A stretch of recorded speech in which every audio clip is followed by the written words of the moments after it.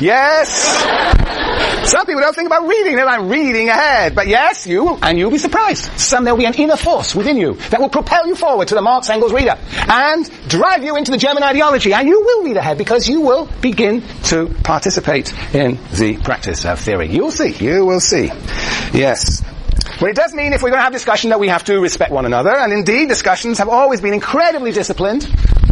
Students always respect one another, and they always understand that we have certain rules, and one of the rules is that we basically discuss the texts, and we don't bring in people that we haven't already read together. So we're going to be disciplined about this, and that's in the past. This has been always another great aspect of this course. Now, to facilitate this, I am going to summarize where I think we are in the class at the beginning of each class for 10 or 15 minutes, and you will tell me, or the GSIs will tell me when I'm going on too long with my summaries. So I will summarize where we are so that we're all in the same place before we begin our discussion of the day. And I will also put, as I have done today, an agenda on the board so that you have an idea of where we're going. And where are we now? Where do you think we are? 3. Yo, wishful thinking. Social theory. Have I talked about social theory? Yeah. I have. I guess I have. I think that's right. See, I was thinking we were in 2. You think we're in 3. We're already starting a debate. There's already a disagreement. We could have a vote, but we've no time. Yeah. We're alright. We're between 2 and 3. Yes. Well, as far as my notes are concerned, we're in 2 still, but you wait and see. Right. Anyway, the point is the agenda will be up on the board so that you can at least follow where direction I'm going. Questions? Yes, look, there'll be things that you don't understand that I say, and therefore you just stick up your hand. There's no such thing as a stupid question. Sometimes questions may not be actually relevant in my view at a particular time, but I will be polite. Unless you really provoke me, I will be polite, and basically I want you to feel you can ask and raise your hand and ask questions when things are not clear. Yes. And equally, you will begin to learn through this course that there are no definitive answers to questions. I will give you answers, GSIs may give you other answers. You fellow students may have different answers. And that is the joy of social theory, that there's no definitive answer to so many of the issues that are raised by these great thinkers. And so we're going to have to get used to the sort of uncertainty. And you're going to have to come to your own conclusions about some of these questions. And you're going to have to defend those conclusions. So in a sense, that will make you into a social theorist. And finally, there's 2 more things I should say about my teaching. One thing is that I'm going to try and learn your names. There's no way we can conduct a discussion if I don't know who I'm talking to, so I'll try and learn your names. I can't learn too many names in one class. I can learn about 3. I can hold it in my head if I really try hard. Sometimes students play tricks on me and they give me, an avalanche of names just to disorient me. But anyway, there is a game going on. I'm going to see if I can learn as many names of you as you can so that there comes a point in this semester where no new hands emerge. And I'll have won the game, because I will know everybody's name who was participating. If the whole class participates, and if there are 210 students in this class, that means 70 classes. That means you will win the game. Everybody participates. We will see. Anyway, I will try my best to learn as many of your names as possible. And finally, I guess I do, as you can already see, I tend to move around a bit. This can have a sort of dizzying impact on those on the front row. But believe me, you'll get used to it. You will get used to it. And you will notice the different speeds at which I move when I'm talking about different theorists. That's the only sign that you will have about my engagement with the theorists, is the speed at which I move. Yeah. All right. Look, I have been teaching this since 1977, so it's a long time. And so I enjoy this class, as I hope you already appreciate. But it really does depend upon you to participate. And so I will expect you to really make this an enjoyable experience, and your fears of social theory, to the extent that they exist, will evaporate very, very quickly. Yeah. 1977. Anybody born in 1977 or before here? Yes. Don't be shy. This is not a class to shy in. We have a few people who are really senior people who really will appreciate social theory because they were born before 1978. Yes, very good. 1977. I wonder how many of your parents were born before 1977. Is any one of your parents was not born before 1977? Aha! Very good. Interesting, huh? Very good. This is a very diverse group of people. Yes, very good. Do you know, just think back. Who was President of the United States of America in 1977? Hands up. Yes, sir. Jimmy Carter. Jimmy Carter. No, I'm sorry. That's it. Very good. Jimmy Carter. He's still alive. Yes. Anybody remember anything about Jimmy Carter? Anybody remember anything about Jimmy Carter and what he did? No?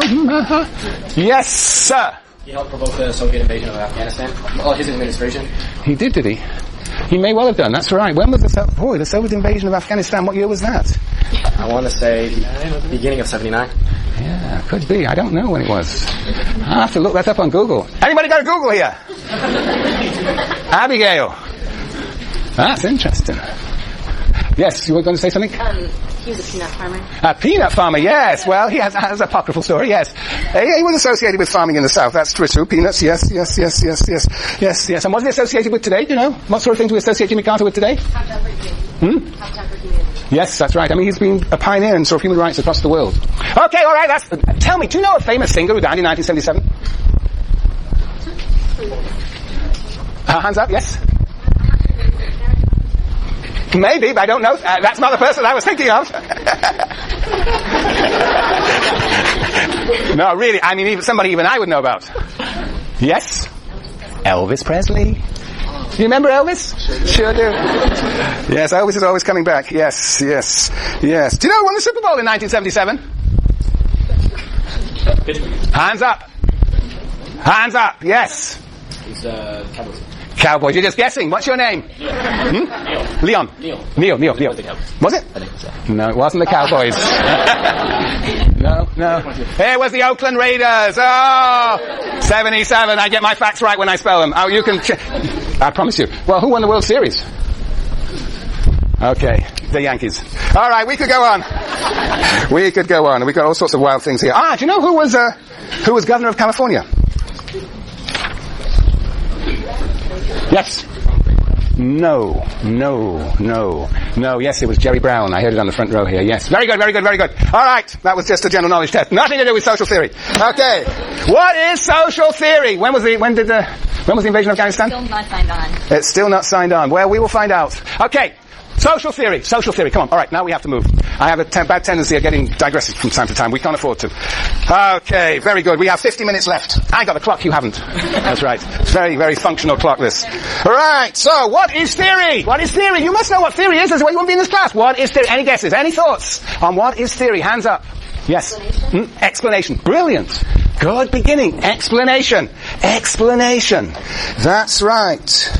Explanation. An answer to a why question. Why something happens. Yes, I think that social theory involves explanation.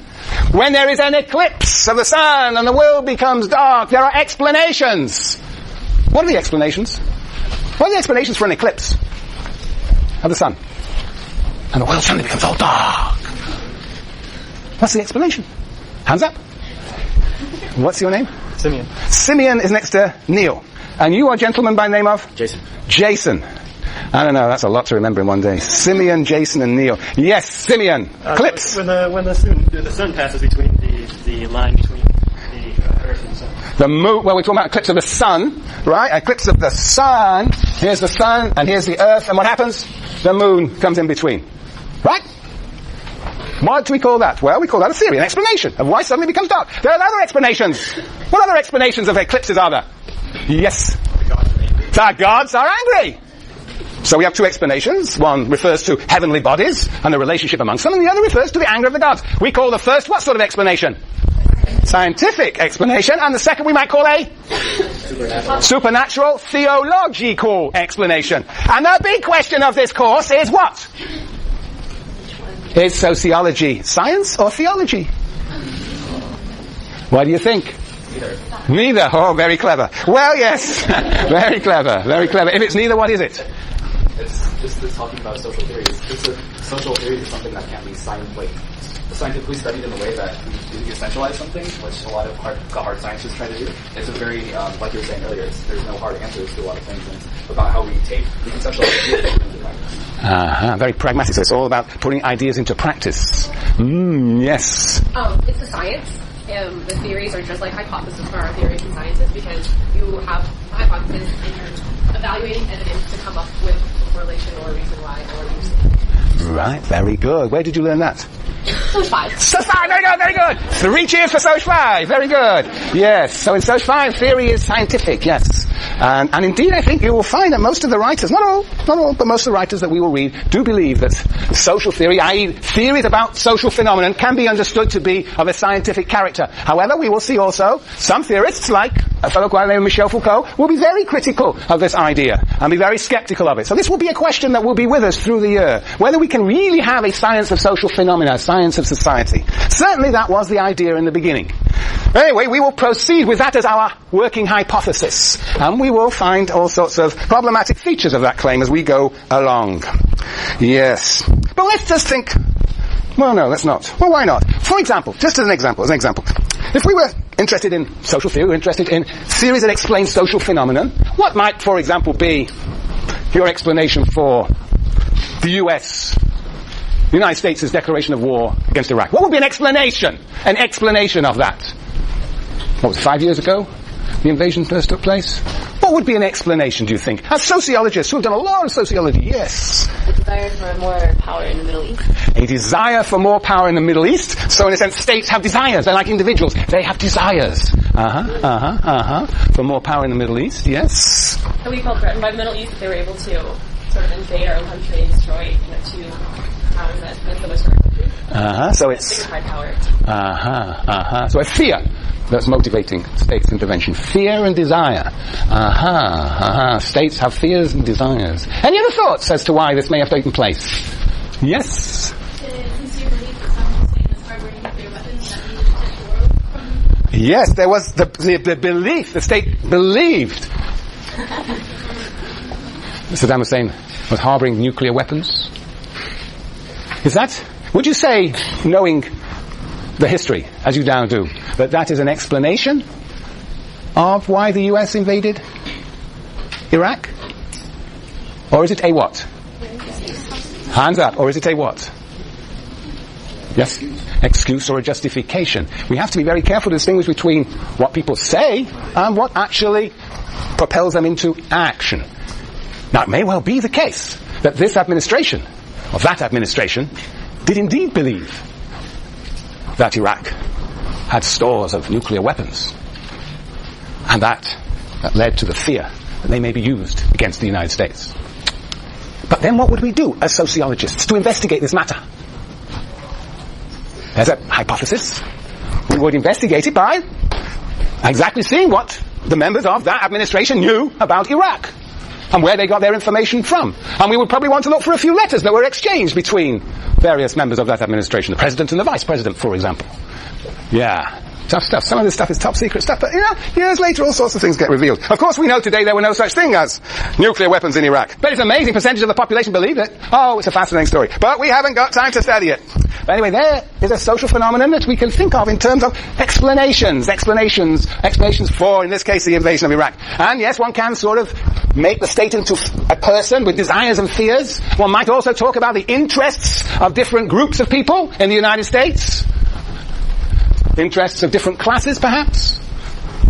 We might be interested in the question of the issue of oil in the Middle East. That might be a factor. There are many issues, yes? I think it's almost like a style hand down this ideology of the United American nation being the guardian of power and wealth and moral standards for the world. So by going to the Middle East, they believe that they need to implicit their way of life onto the mission to modernize the Middle East to the standards they set. So it has a sort of a global vision of its role. The United States state, perhaps even the United people in the United States.